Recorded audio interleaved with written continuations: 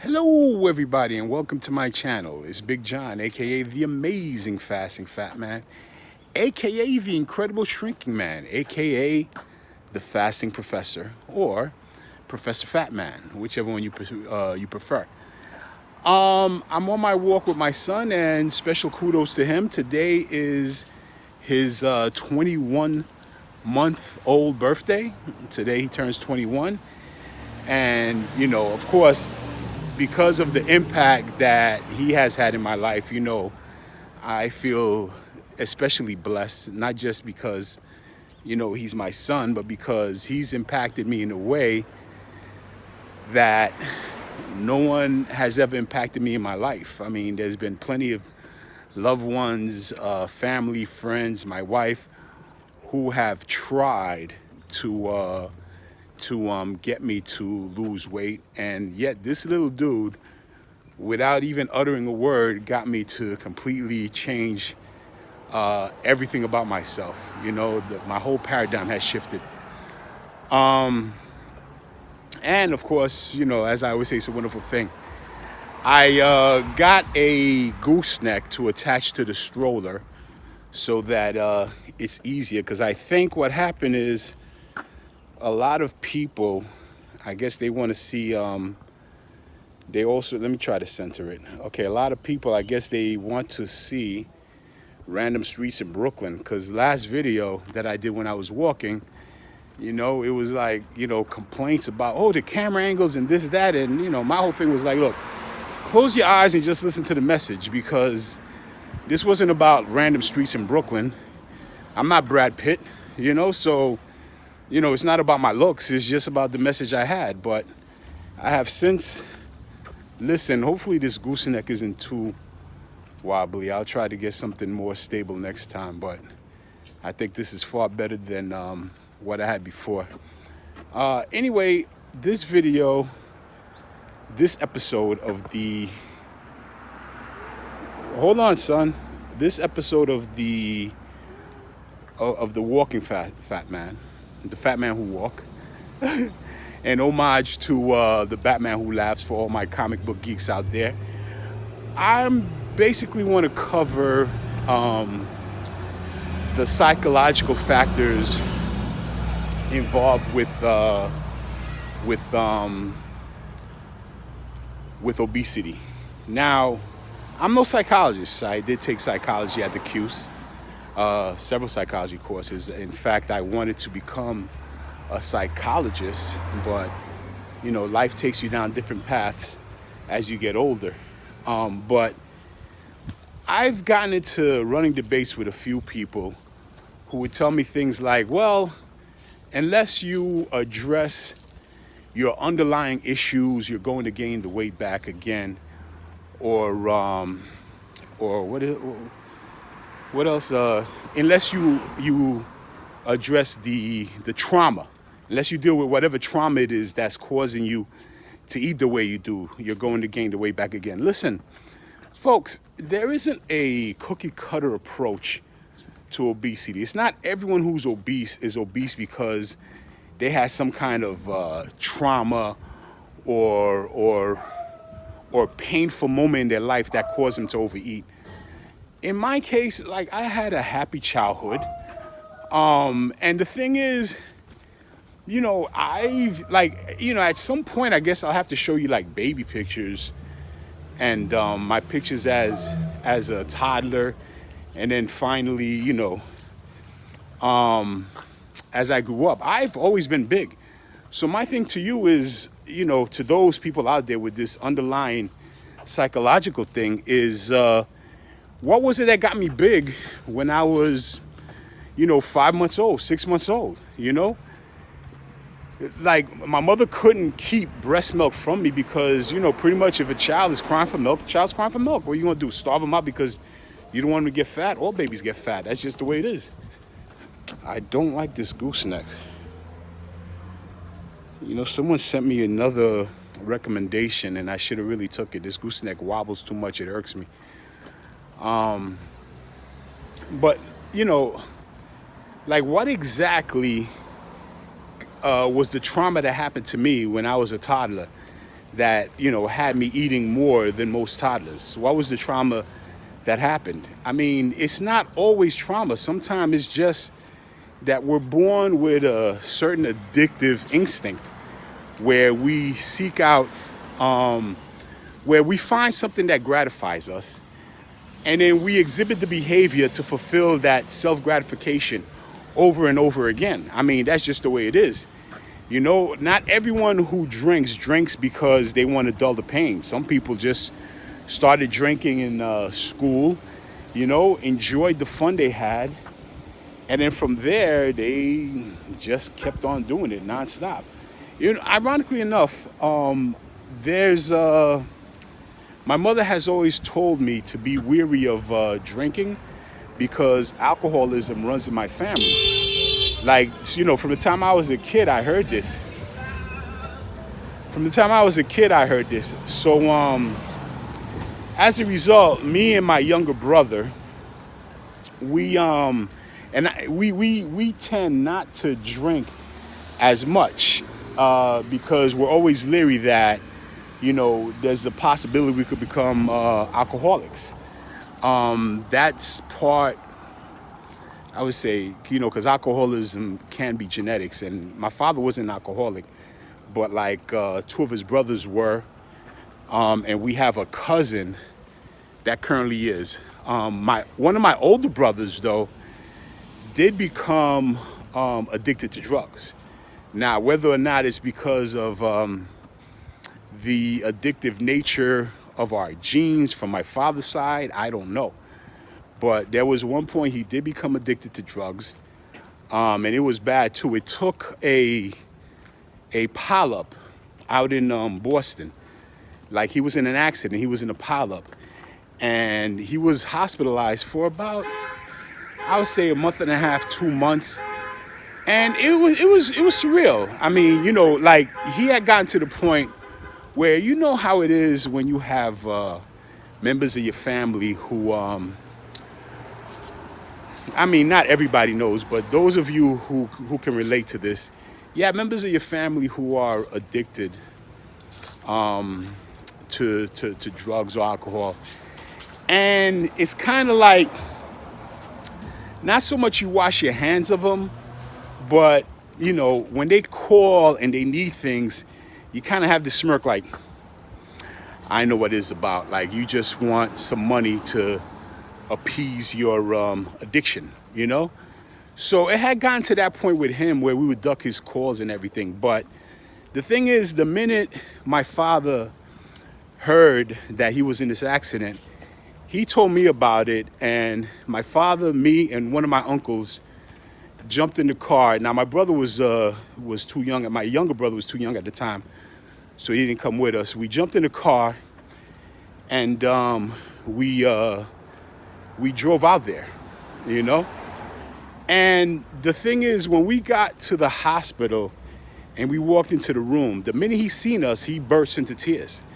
Like, he started crying because in his mind, he was alone. Like, like he's been in a bad way for so long. He felt that, we washed our hands of him.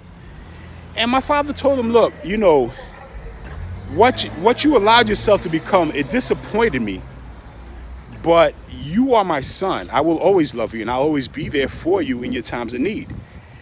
And I don't know if it's the talk that he had with my father, or if it's the accident itself, the time in the hospital. But when he came out, he went on the straight and narrow. He became clean, and he hasn't gone back to drugs ever since.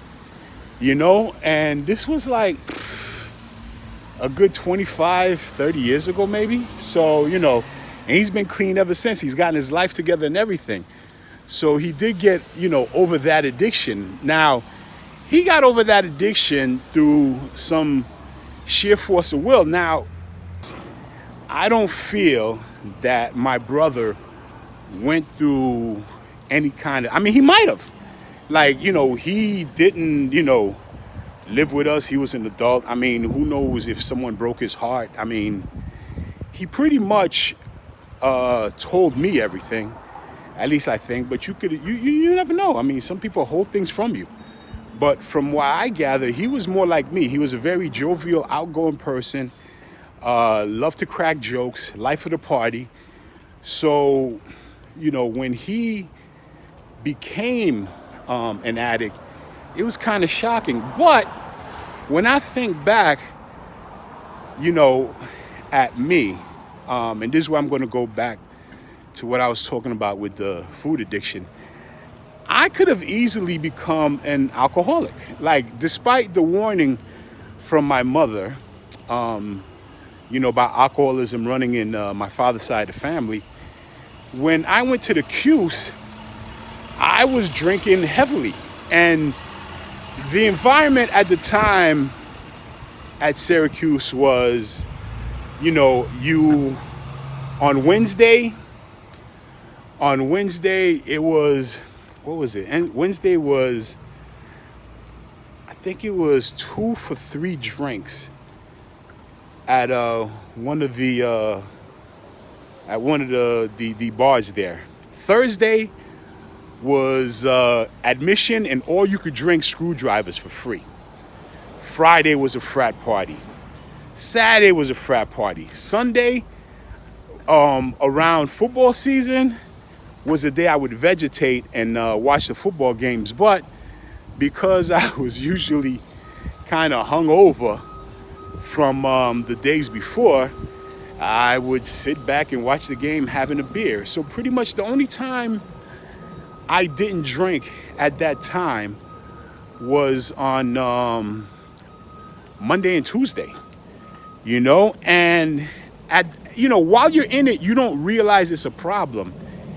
It's when you go home for break and Wednesday come and you have this impulse like, ooh, I want to drink, and as the days go by, you realizing you have this desire to run out and get drunk, is when you start realizing, whoa, a pattern is developing here. Like, the addiction is starting to come into fruition. So as a result of that realization, I cut the drinking out altogether. Like, don't get me wrong, I would go to frat parties and drink, but I started this thing of drinking never to get to inebriation. The minute I got a little bit buzzed, I would stop. That was pretty much it. That would be the end of it, And I held true. I mean, don't get me wrong, I'm not a saint. Sometimes, the party's raucous and, I'm having such a good time. I would still end up like, waking up passed out drunk in Walnut Park. For those of you who went to Syracuse, you know exactly what I'm talking about. But most of the time I was pretty good with it. And one of the things I also did to control that was I made it a point to say to myself, I will never drink alone. Like, I'll never drink alone, and I'll never drink unless it's a celebratory occasion. Like, I'm not gonna, just pick up a drink on a random Tuesday and just drink for the sake of drinking. And that's pretty much how I feel I was able to stave off that part of my addictive nature. Now, as far as the food go, like I was saying earlier, I have always loved food. I have always been addicted to food, the taste of food. And it's not just food, because, if you want me to control my appetite as a kid, just if my parents had gone vegan, right? And remember, they're the ones who when I was in grammar school, packed my lunch. And they're also the ones who gave me money to buy lunch. So if they went vegan and was just packing my lunch, then pretty much, there's only so much little nips and bites from other people you could have as a kid. So pretty much that would have definitely changed everything, because if everything in the house was just healthy, I don't think I'd be raiding the fridge and things like that. I would just be pissed, but eventually I guess my body would get used to it and I would get smaller. And this is not to blame my parents for the size I got to.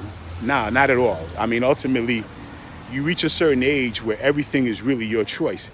Now, when, you're 2, 3, 4 years old, if if your child is like huge, that's your fault. Now, I wasn't huge. I was chubby. It was enough of a baby fat that any logical person would say, well, he's going to lose the weight anyway when he gets older, so nobody would really care about it as much. But back to my original premise. The idea that every single time, he always has that mean look on his face. He always has that mean look on his face. So the original premise I was saying about like, it's not a cookie cutter approach in terms of like, what ails us. In terms of what ails us is because, yes, there are people out there who eat in order to soothe some kind of early trauma in their life.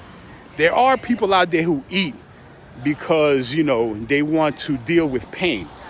I could tell you unequivocally, I'm not one of those. When my father passed away, that had to be the most painful moment in my life. I didn't gain weight. I didn't turn around and eat, until I was, like a balloon. What happened is I went about 2 weeks not eating, close to 2 weeks not eating. Like I just, and when I say not eating, like the first few days I didn't eat at all.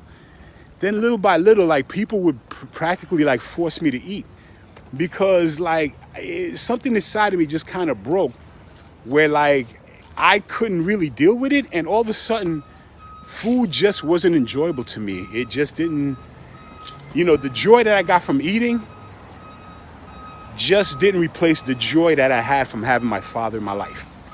So I'm not, I didn't become big because, I was hiding, some kind of pain. Because when I was in pain, I didn't eat, There isn't a psychological trauma element from when I was younger that like, I'm eating to deal with. No, I'm eating because I love to eat. I love the taste of food.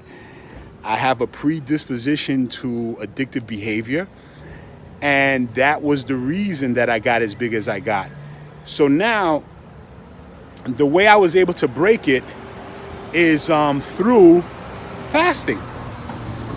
Because I did my research on Barbieri and found out that he was able to not only lose the weight, but like in the 5 years from the time he went from 456 pounds to 180 pounds, he only gained, I believe, 16 pounds in the 5 years. That's like about like 3-something pounds a year.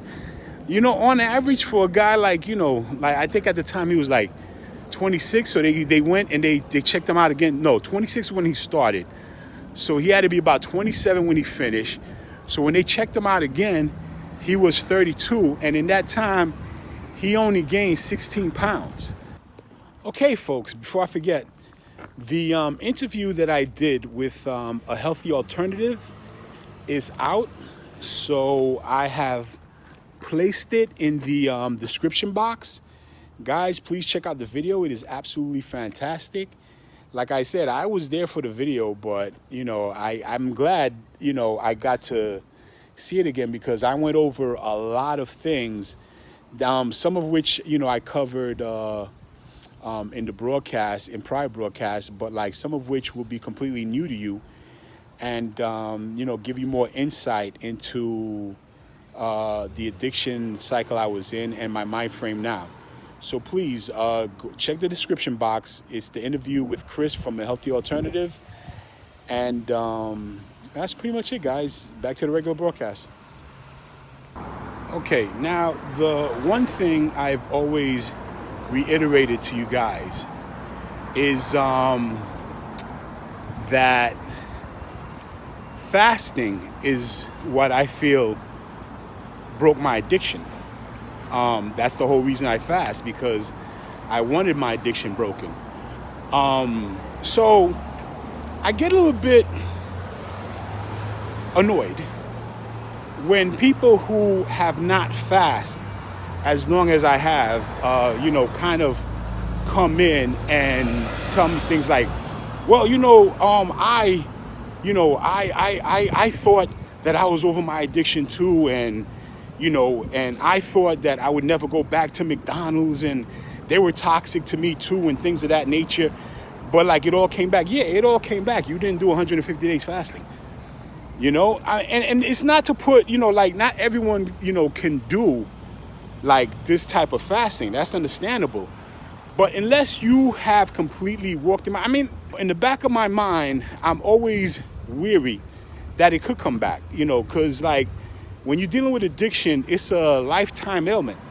And if you're not vigilant, it could easily creep back on you. And this is one of the reasons why I'm like, okay, I'm going to be OMAD for life, to make sure that no matter what, I can't settle back into my old eating habits. And it's impossible to overeat on one meal a day. You can't do it. So my biggest concern was just I have to stay true to my window.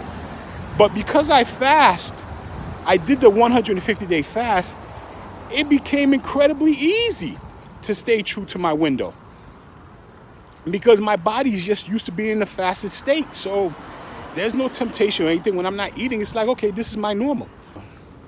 In previous videos, I believe my addiction broke somewhere in the hundreds. And the reason I believe that is because there came a point where I wasn't thinking about food at all in terms of, like, oh, what am I going to have when I'm off the fast? Or, I need to learn to cook this. I need to learn to cook that. Or how I'm going to break the fast. I got to the point where if I never ate again, I wouldn't care. And I felt that's the point where my addiction was broken. Now, I can't be 100% sure, because my whole thing was, I know for a fact Angus broke his at 382. So, if I do 382, maybe I'll definitely break mine too. But mentally, I felt like, you know what? I think it's over. And true enough, I stopped fasting on May 31st. Today is September 17th.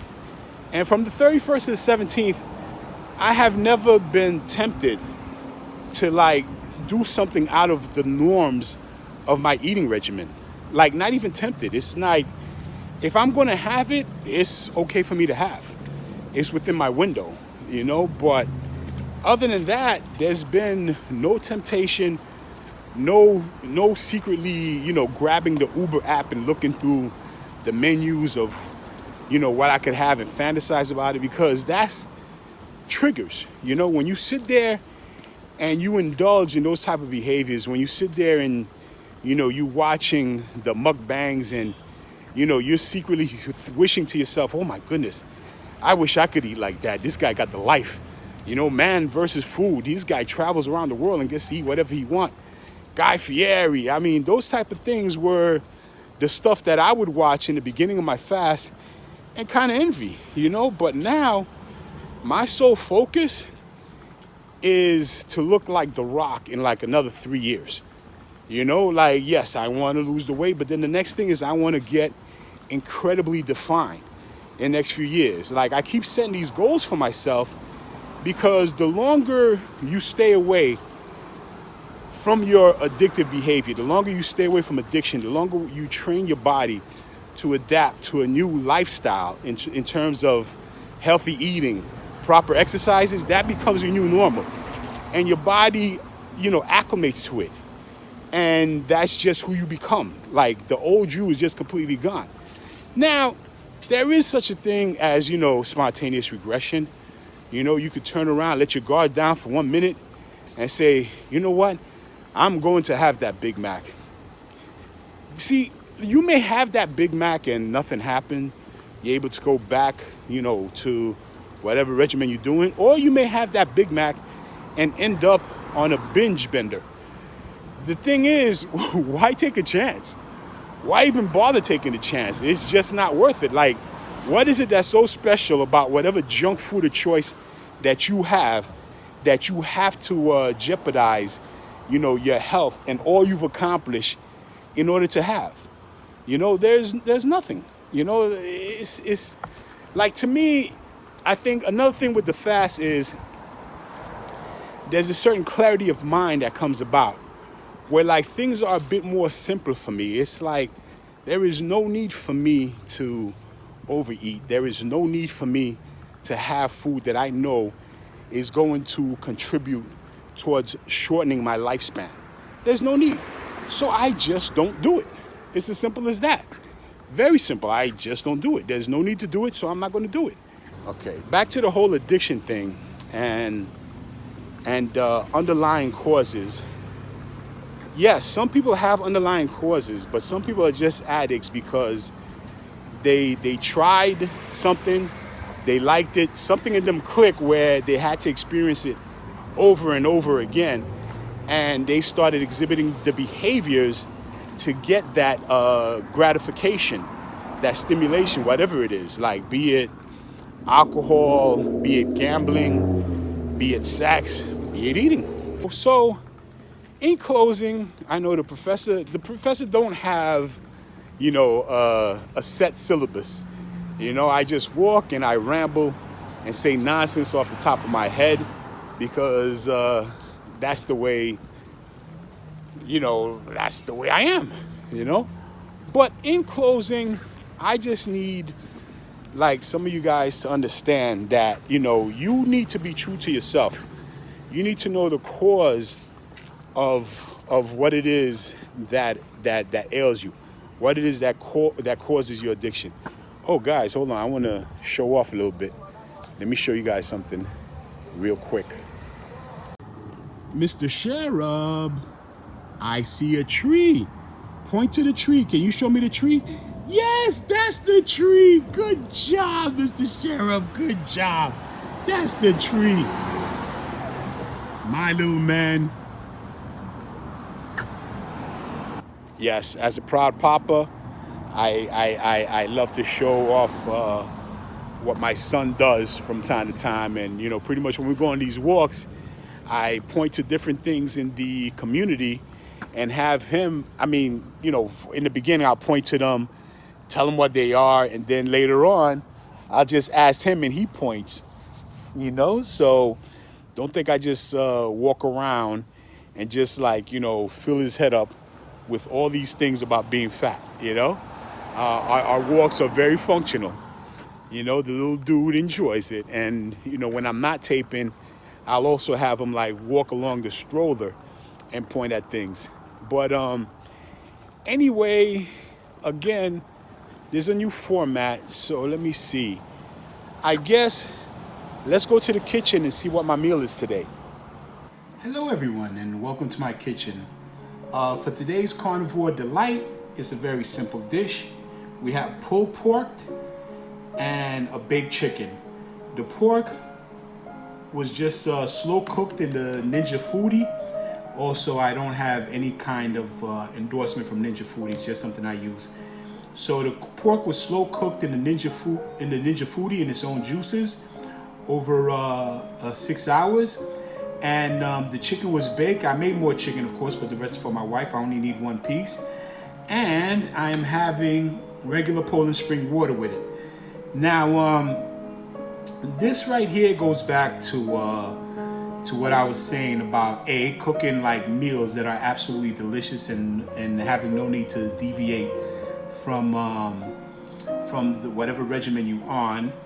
And cooking in and of itself is a way of helping you curb your habits, because it took time to prepare the pork, it took time to prepare the chicken. Now, going back to what I was saying when I was walking about not being tempted, when I finish this food, I'm not going to be tempted to cook the whole thing over again. When I made this, I made it proportionally sized so I could eat it today and finish. There wasn't any extra that I have to put in the fridge or anything of the sort. But even if there was, I wouldn't have it anyway because I'm just a bit more disciplined than I was in the past. But when you're cooking your own food, because of the time it takes to cook and prepare and make, by the time you finish, you don't really want to go through the whole process of cooking again. This is where making your own food helps keep you good with your regimen. When it comes to fast food, it's easy to pick up a phone, dial a number, get the food delivered to you, or to just jump in your car, drive over, and go through the drive-thru window. And that's why, it's best just to stay away from that altogether and cook your own food. I don't care. Even if you go to a restaurant, it's better, because when you think about it, when you go to a restaurant, you gotta sit down. It takes them a while before they even bring your food. And if you're smart, what you could do is make sure you have a little salad first. By the time your food come out, the main entree, you're already full off the salad. You don't even have to eat that much of the main entree. If you want to take it home, you could take it home, but typically you could just eat it and just leave the rest, and that would be a successful night anyway. But anyway, that's it for my Carnivore OMAD Delight for today. It's pulled pork, slow cooked in the Ninja Foodie in its own juices. Of course, I seasoned it up. And a baked chicken. Of course, I made more baked chickens, but the rest is for the missus. And that's pretty much it for the day. Back to you. Okay, guys, welcome back. All right, so you know what, too? Let's go to the scale and see how much I weigh today.